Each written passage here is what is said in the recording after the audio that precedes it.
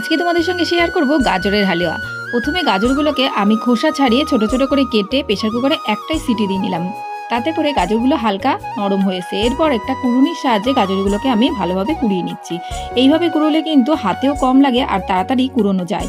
তারপর একটা frying pan বসিয়ে 2 টিস্পুন মতো দিয়ে দিলাম ঘি, আর তার মধ্যে 1 মুঠো কাজু বাদাম দিয়ে একটু ভালো করে ভেজে নেব। তার সাথে আমি একটা তেজপাতা আর 2টো ছোটো এলাচ দিয়েছি।